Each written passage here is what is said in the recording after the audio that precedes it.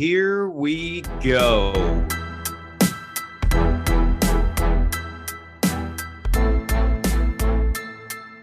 Welcome to the 9 Route Fantasy Football Podcast.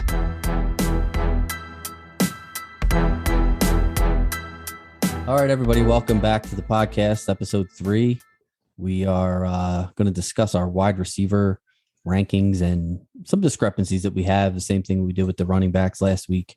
Just do some wide receivers this week, and we're pretty far off on some guys. We're fairly close on most, but the ones that we do see pretty differently, we're going to give our takes on basically just why we feel the way we feel about these guys and decide for yourself which way you want to go with it. But obviously both of us have our own reasons why we feel, some of these players should be ranked a little bit higher or a little bit lower than the other. Yeah.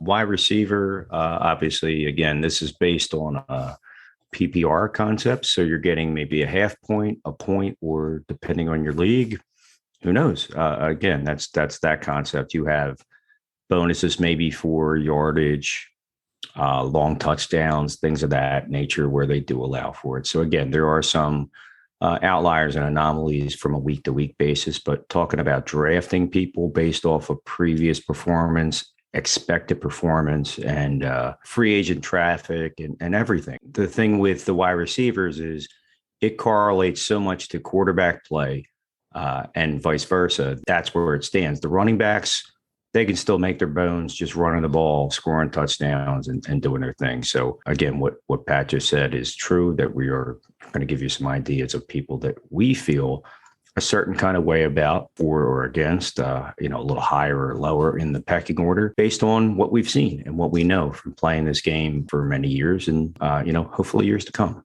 All right. So let's just dive right into it. I don't think we have so many players that we want to talk about that I think we should probably not waste any time and just jump right in. You got it. Okay, so the first player we're going to talk about is A.J. Brown. He's going right now as the wide receiver 8, according to consensus ADP. I have him ranked at 6, which is obviously a little bit higher. You have him down at 17th. I'm curious to hear why you're so low on him, considering he finished 11th last year. Offense hasn't changed a whole lot. I'm curious to hear your take on that. I do agree that he is a big talent, and I know a lot of people are high on him. And when it comes to drafting, you're going to go on previous year stats, things of that nature. Just taking a look at what he did last year, numbers wise, he was pretty solid. He was 70 catches, 106 targets, over 1,000 yards, and 11 touchdowns. Now, in theory, you're going to have some regression from that, especially on the touchdown side. You are talking about the Tennessee Titans, and that offense runs through one guy, and it's Derrick Henry. He hasn't slowed down a bit. He's probably still got a good year or two to stay at his 300 plus carries, barring an injury, God forbid. He had 378 carries. He also had 31 targets. So again, he can make a play or two out of the backfield, but he's not that guy. Also looking at a guy that recently was acquired.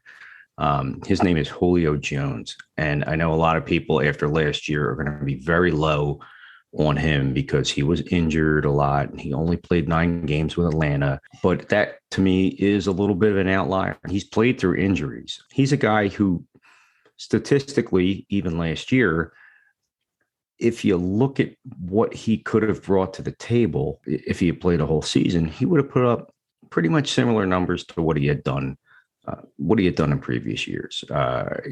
Actually was a little more effective touchdown wise, which was kind of ironic because he's never been that guy.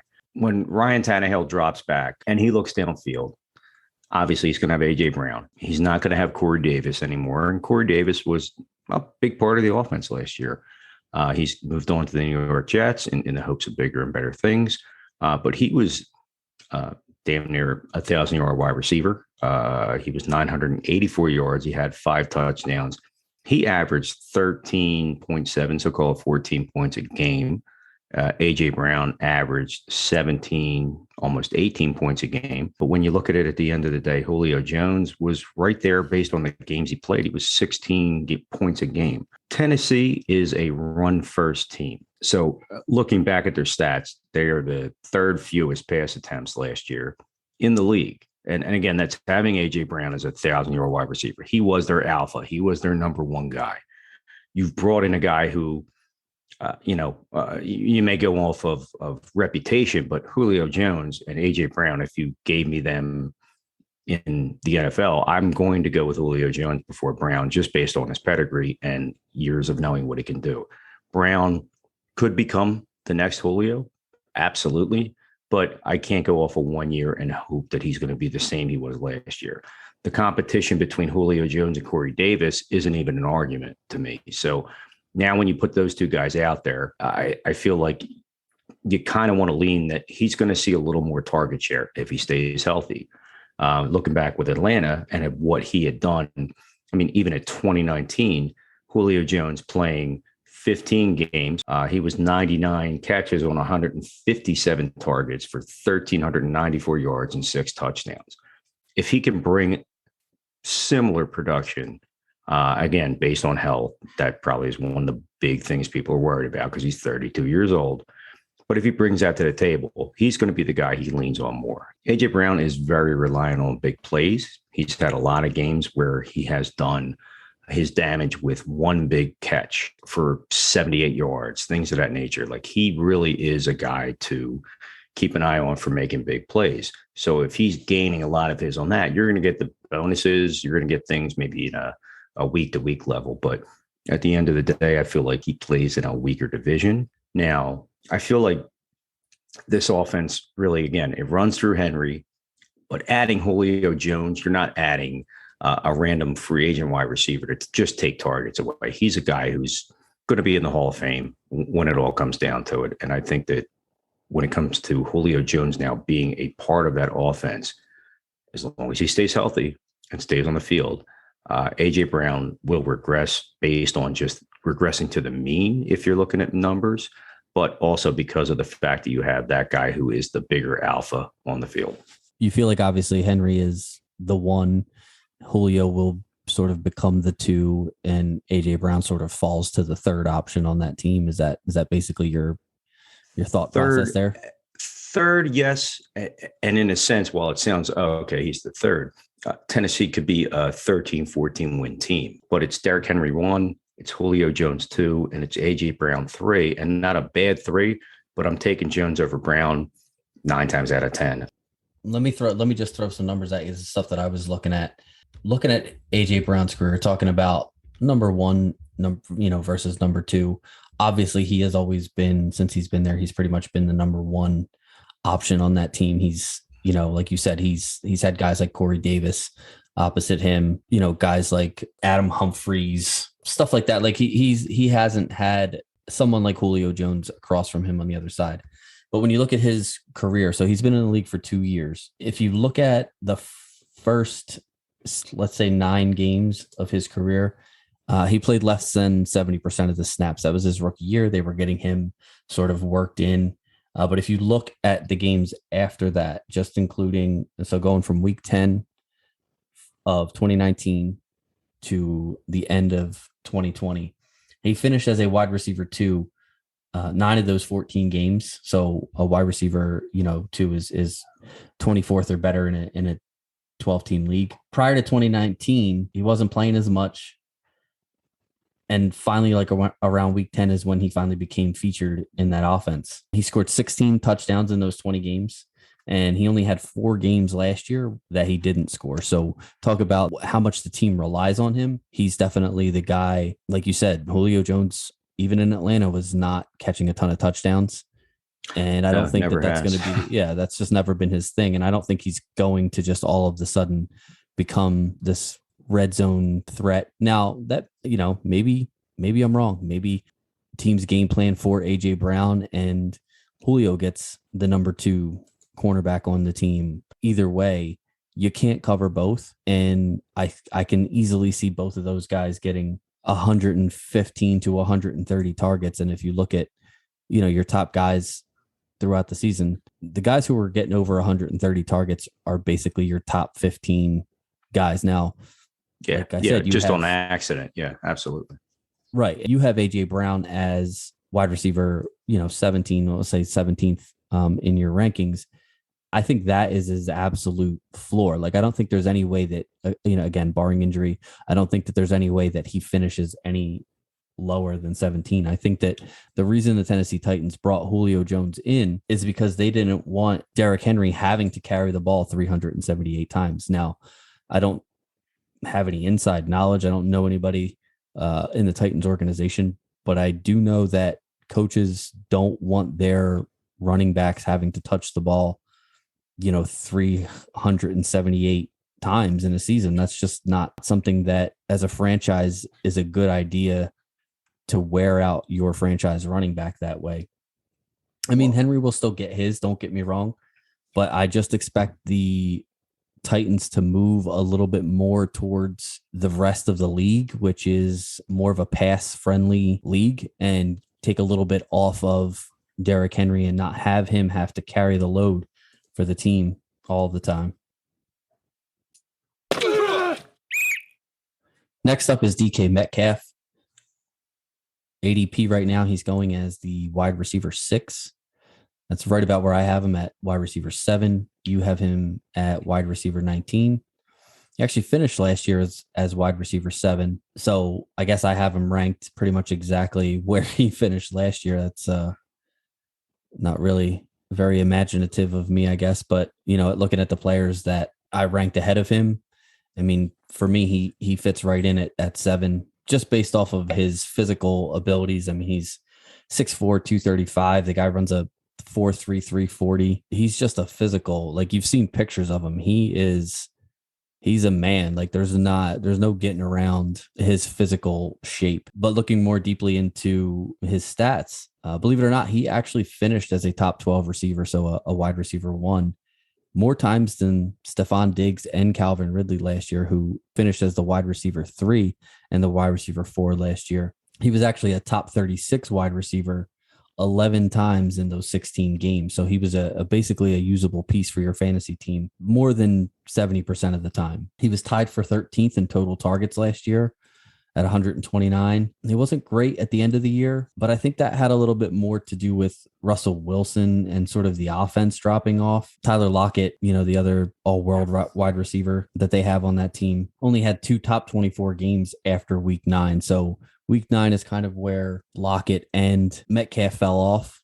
But a lot of that was, I think, because Russell Wilson fell off. Seattle threw the ball 558 times last year, which was actually quite a few times that you always think of Seattle and Pete Carroll as sort of a run first offense, but they were in the top half of the league in pass attempts last year. And I really don't see that coming down. I know that Pete Carroll said in the offseason, and, they fired their offensive coordinator because Pete wanted to run the ball a little bit more. But, like we talked about a little bit with AJ Brown, this is a passing league. The teams that are winning the Super Bowl, if you look at the 2 teams that won the Super Bowl the last 2 years, you're talking about the Chiefs and the Buccaneers. Both years, those quarterbacks threw the ball over 600 times. So in order to win this league, you have to throw the ball. And even if Russell Wilson, for whatever reason, doesn't get as many pass attempts this year as he had last year, let's just assume a 10 to 15% drop off. And that's a pretty big drop off. It probably won't even be that high, but let's assume 10 to 15%. You're still looking at around 475 plus pass attempts. And I expect Metcalf, the dominant athlete that he is, to be in that same range next year, probably a little bit more with the extra game in the schedule. So 140 targets in a 17-game season. I feel like if he gets 140 targets, there's no way that he's finishing outside the top 10 unless, I don't think that's a possibility for him for the way he plays. I don't think he's a 4 wide receiver. In 2020, he finished number 7 overall. He had 10 touchdowns, 1,300 yards. The front end of the season, I think Seattle had a similarity to Pittsburgh, and you touched on it, that down the stretch, they seemed to turn into a different team. They seemed a little more conservative. They weren't playing as well And they didn't get too far when it came to end of the season and postseason. And again, this was the offense as a whole to get 90 targets up until week 12, and then to only get 39 after week 12. The entire offense does go through Russell Wilson. So if he's great, they're great. If he's bad, they're bad. He does have a lot to do with that. Chris Carson was hurt a lot last year. You had your DJ Dallases and different players that were filling in to try to help the running game and make it a little more dynamic. But you look at Russell Wilson getting sacked 48 times last year, and that put that team in the fifth most, technically third, because you had a couple teams tied at 50, but they were right there. So he can hold the ball too long. He can make some mistakes, yeah, but he's still Russell Wilson. His whole thing is escapability. DK Metcalf finishing number 7, and you look at his stats and you say, well, he was 7. Tyler Lockett finished at number 8. So he was literally right behind him. The two of them were in tandem. Same thing. The targets went down. The offense went down. The fantasy points up until week 12, DK Metcalf had 125. After that, he had 63. Tyler Lockett, 125. So they were neck and neck. He ended up with 40 more, yet Lockett still had solid stats. He was 100 receptions. He ended up with just a couple more targets. And we've seen him make those one-handed corner grabs in the end zone for a touchdown.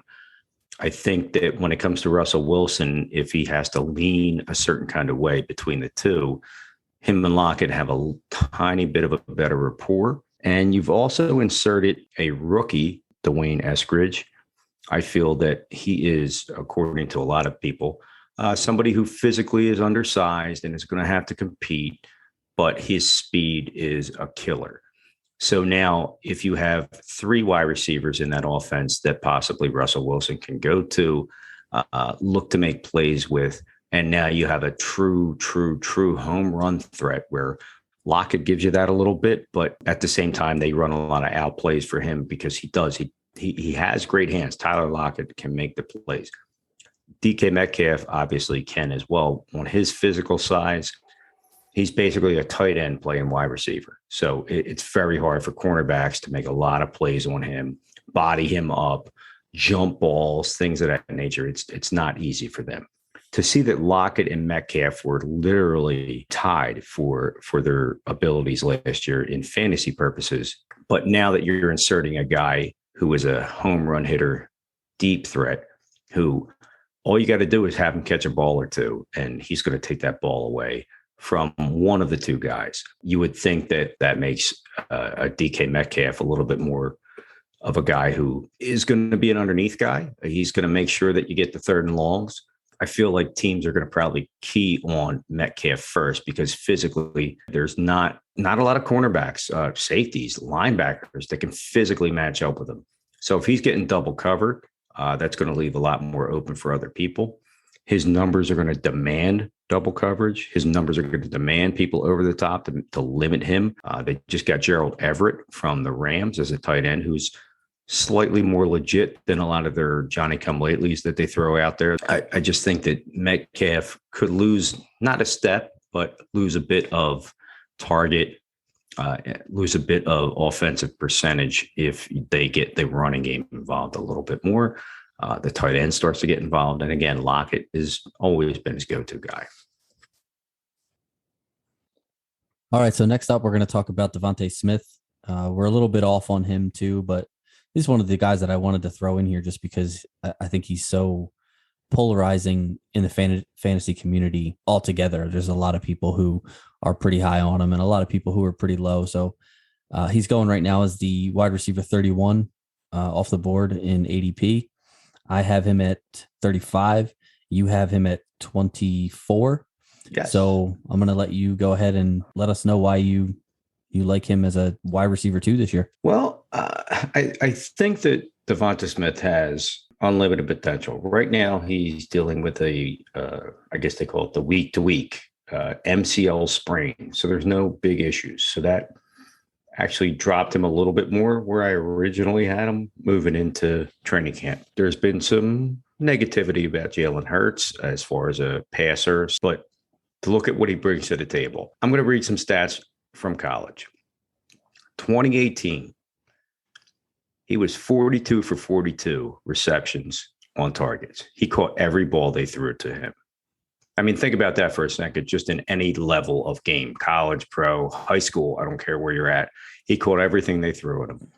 The next year, his catch rate was 79%. The next year, it was 79, bordering on 80%.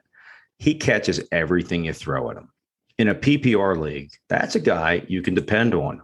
I think, to me, he is going to be one of those players that when you look at what the Eagles bring to the table, wide receivers, we've known for years they haven't. The last guy they had that could catch the ball was Jeremy Macklin. So you're bordering on a decade with consistent hands. Wide receivers, we're not talking tight ends. In 2020, of the 9 wide receivers, their catch rate was 54.9%. In 2019, when the offense didn't fall off a cliff, it was 53.7 with 9 receivers factored in. Not talking about tight ends, not talking about running backs, but total catch rate. Their wide receivers in the last 2 years cannot catch the football. Their offense is lagged because they can't catch the football. You leaned on Zach Ertz to catch you over 100 balls how many times? You've gone with a little bit out of the backfield. You had Miles Sanders go from the guy who caught everything to the guy who caught nothing. You look at a player come through of this nature. This is why they drafted him, to be that guy. There's a lot of comparisons to a guy by the name of Marvin Harrison, who was a guy who was undersized, who wasn't the fastest, but he caught everything and could get open and be the most important player for a quarterback who we just saw this weekend go into the Hall of Fame and get his gold jacket. He's not going to look back on a Denver wide receiver. He's not going to look back on, per se, even a Reggie Wayne, who was a big part of his career. When it comes down to it, if you can be compared to Marvin Harrison, to have a guy who can catch almost 80% of everything you throw to him on a team that can't catch barely half of the balls thrown to them, to me, it's a no-brainer. In a PPR league, he's going to be the guy who gets the lion's share of targets, receptions. And if you're in the goal line area, you're going to look for a guy who you can depend on. He does have speed. He has game speed. He's not a blazer, but he's a guy who can get open. He's a guy who can get downfield. He did special teams his senior season. You look at that Alabama team and what they've put into the NFL over the last few years, all these guys are playing right now. But to know that behind the scenes, he was the best of the best because he wasn't the big play guy, but he was the catch guy. His hands are glue on a team where everybody else's hands are mud. You have Shane Steichen taking over the offensive role as far as coordinator. And what they did last year with Justin Herbert, Keenan Allen, he had 147 targets. He caught 100 balls. So to me, it's a no-brainer that Devonte Smith is going to be that good, where he's a top 25, top 30 wide receiver. He has the potential for more just based off of the catches alone. Yeah, there's no doubt that his talent is exceptional. I mean, you don't put up the kind of numbers he put up in college, just being an average player. I mean, obviously, he was a Heisman Trophy winner, which you don't see wide receivers win Heisman trophies on a regular basis. That generally is something that's reserved for quarterbacks.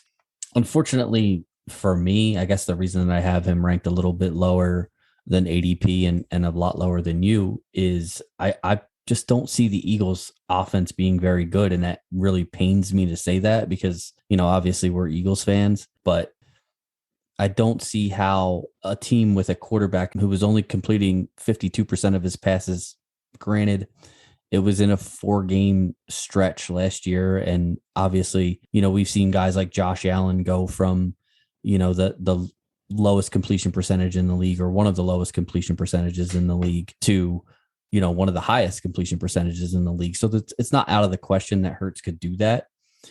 And maybe a healthy Smith and a healthy Jalen Reagor can help raise that completion percentage for Hurts. I think there's a decent chance that Smith finishes above where he's being drafted, which, like we said, is the wide receiver 31. But I can't see him finishing much higher than that with Hurt throwing him the ball unless that 52% changes in a dramatic way. Obviously, his college career was prolific, but that doesn't always necessarily translate to success in the NFL. For me, sort of the way you talked about some of the players in the running back episode that we did last week. To me, I want to see it first. I'm going to be okay being wrong if he finishes, as a top 20 receiver and I have him at 35.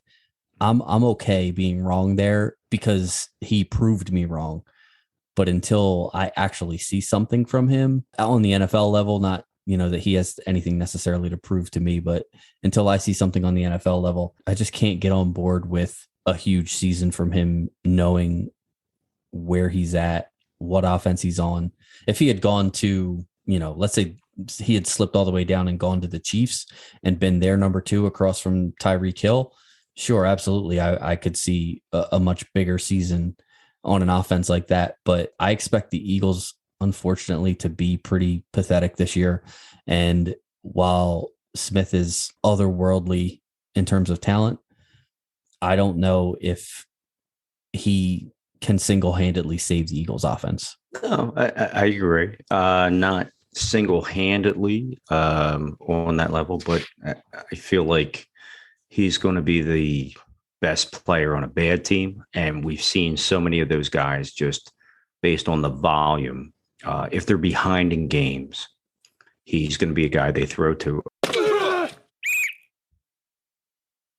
All right. So for the last 2, we kind of are all over the place with our rankings on the wide receiving core for the Bucs and for the Steelers. Obviously, we each have differing opinions on who we feel is going to be the better receivers on those respective teams. So let's start with the Bucs and tell me how you think the Bucs are going to, I guess, divvy out their targets and their receptions this year. You just said it. I mean, looking at both of those teams, they kind of have a surplus of talent, 1, 2, and 3. Obviously, Pittsburgh last year, you had Chase Claypool come into the mix. We'll talk about him in a minute. You look at it in addition to Tampa Bay. Last year, the biggest addition was Tom Brady, and he came in and, just win another Super Bowl, do what I got to do. Mike Evans has been there. He's a stalwart. He's a go-to number 1, top 10 fantasy wide receiver. Chris Godwin has been a fantasy darling. He has some injury issues, and, he was a number 2.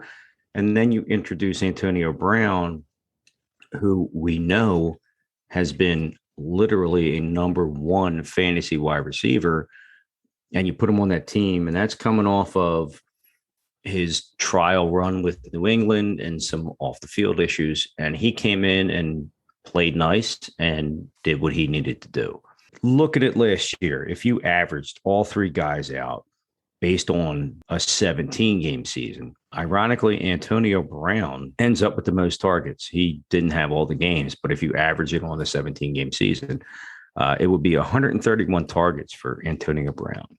It would be 115 for Mike Evans, and you're looking at 119 for Chris Godwin. I feel like Chris Godwin, maybe just because he's the youngest player on the team, he had some really nice games with Brady, that he's the guy that they may lean on a little bit more when it comes to trying to get him to that next level. Again, Brown has obviously the pedigree, and they're all coming off a Super Bowl. But to turn around and think that all 3 of these guys are going to be there, yeah, with Brady, obviously that offense goes through him. It's pass, pass, pass, pass, pass. It's very similar. Pat and I talked before. It's very similar to what he did in New England. It's pass first, pass second, maybe run third, but probably pass. Don't forget, too, you have the tight ends. You have 3 options down there. His old buddy Gronk, we saw him reappear in the Super Bowl. O.J. Howard, who has yet to really get along, I guess, to say, between injury and whatnot with this team. And Cameron Brate, who has always been a guy who, when he's on the field, he's a legit fantasy option. You have a lot of mouths to feed down there.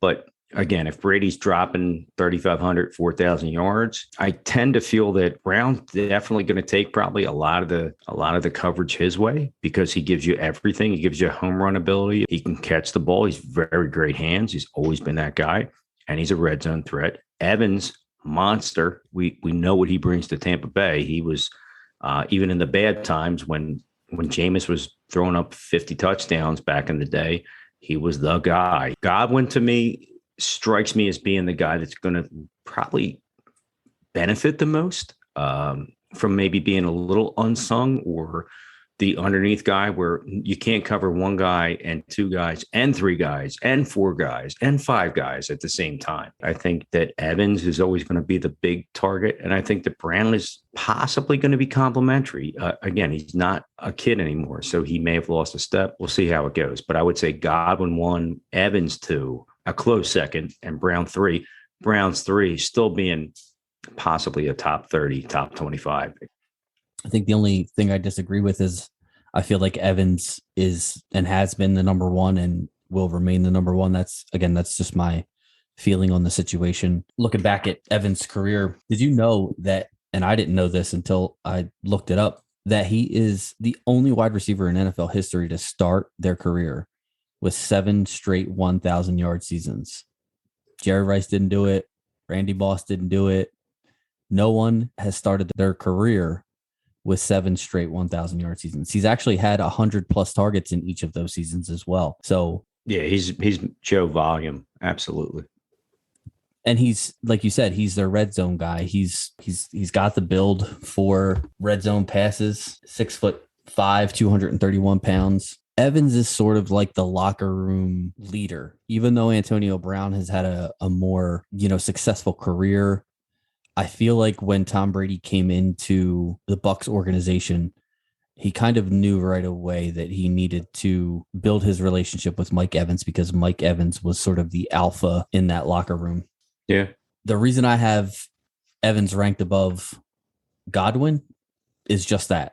I feel like while Godwin is extremely talented, finished as the number 2 overall wide receiver in 2019, he's obviously got the talent and the ability to do that. That was a completely different team that year. Now that Brady is there, Brady is the king of spreading the ball around.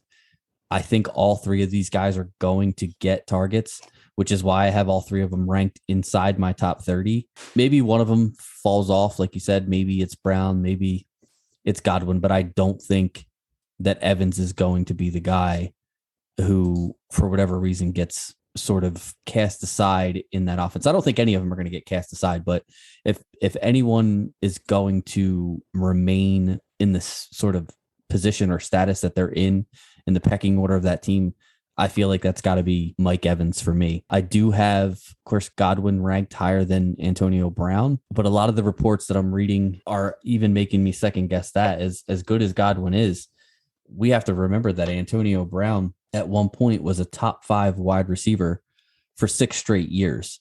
The guy has the talent. Yes, he's older now than he obviously was. From 2013 to 2018, I believe, is when he had those monster seasons. He was never a top 5 wide receiver based on his speed or based on his size. He was always a guy who, like we talked about with Devonte Smith earlier, he's a guy that knows how to get open. And if you put the ball anywhere near him, he's going to catch it. I actually just read a tweet today from @CarmyV on Twitter. It was a quote. Bruce Arians said that Antonio Brown is playing at a speed that he was 4 or 5 years ago. 4 or 5 years ago was right in the wheelhouse of all of those great seasons for Antonio Brown. Now, I'm not saying that he's going to get younger. I mean, he is 33 years old. So obviously he's on the down side of his career, but I think he's still talented enough to put up really good numbers and could very easily pass Chris Godwin as sort of the second option on this team. The Pittsburgh Steelers are in a similar situation. They have 3 outstanding wide receivers. Juju Smith-Schuster, who, everybody kind of thought was going to take over the role as the number 1 wide receiver when Antonio Brown sort of just dropped out of football.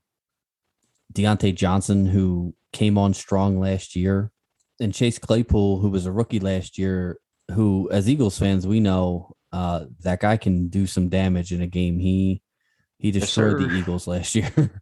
Well, if you could play against Nate Gary in poor sticks coverage with Jim Schwartz, yeah, you're locked in. So these guys, we have them all ranked slightly differently. We have Juju and Claypool ranked very close in ranking. But the big discrepancy is I have Deonte Johnson at 19. You have him down at 40. And I'm curious to hear why you're so low on Deonte Johnson. And again, I'm assuming it's just because you feel like, maybe Juju steps up or Claypool sort of takes over. I mean, it's going to be interesting to see what happens with Pittsburgh this year. You have three dominant wide receivers. Claypool came on strong as a rookie. Juju is the guy, and Deonte Johnson was the guy of promise. To look at the way their offense ended up falling off, they were good, but they passed the ball a ton. They threw for 650 plus attempts with Ben Roethlisberger, whose arm probably wasn't ready for it. And this is a team that normally would be a run-first team with a James Conner who was banged up again and multiple backups that came through. Basically, their big thing in the draft was Najee Harris. They've drafted a running back in the first round. That means that the Pittsburgh Steelers are going to turn around and dedicate their offense to run with the passing still involved. But they want a guy who's going to be there, not missing games, putting up numbers out of a big program. And so far, they're very pleased in camp. And obviously, we saw a little bit of a sample size. He looked pretty decent in the Hall of Fame game, albeit a week one preseason game where it's borderline flag football. Juju's on a 1-year deal, a prove-it deal. He was flirting with a couple teams, Eagles, a couple others, and he is the established guy. He's the man in that offense. He's going to try to make a name for himself. He's going to make it a point to get open. He's going to make it a point to be the number one guy. We saw Chase Claypool put up what he put up last year. He's had a couple, like a hiccup off field and stuff like that. Deonte Johnson has looked to be a solid wide receiver. My problem being that if this team reverts back to what they used to do with running the football more than passing or a little bit more balanced, obviously targets, period, are going to get taken away from wide receivers. Again, Deonte Johnson looks great, but I mean, at the end of the day, they're always going to be a downhill kind of team. They're going to control the football. They're going to beat you with some bigger plays, but they're going to lean a lot more heavily on the running game. So let me make the case for Deonte Johnson.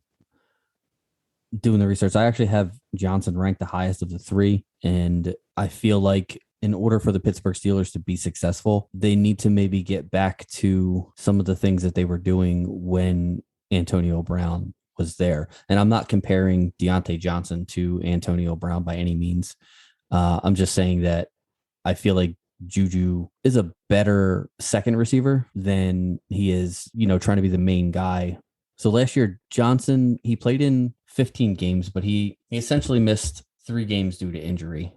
He missed one completely week 6, but in week 3 and week 5, he only had 3 total targets. So I'm going to throw those games out and count it as him playing 13 games, basically, because that's the amount of games that he actually contributed to. Based off of those numbers, if you take a look at his total targets, which was 144, and you divide that by 13, Deonte Johnson was averaging 10.8 targets per game. That would have been number 1 in the entire NFL. Stephon Diggs averaged just over 10, and he was the target leader in the entire NFL with 166.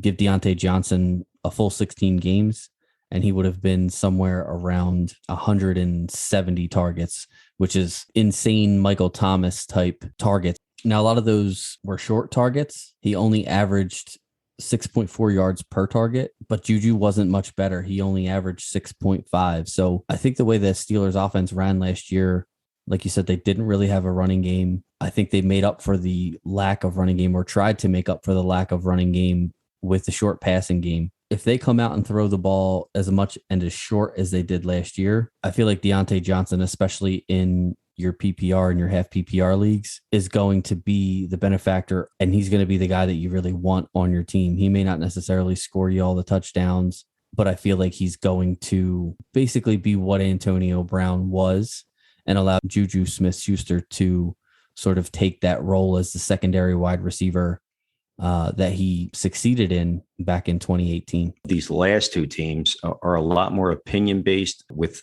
looking into what is legitimate and what's not. I feel that it is something that is interchangeable. So again, for my opinion of, Juju being here, it could easily be Deonte Johnson. He's a stud.